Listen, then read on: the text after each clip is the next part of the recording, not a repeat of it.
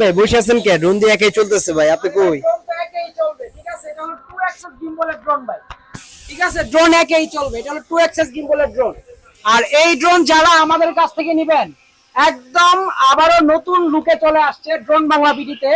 এভাবে ড্রোন চলবে 3 set sensor সহ 2 অ্যাক্সেস গিম্বল সহ।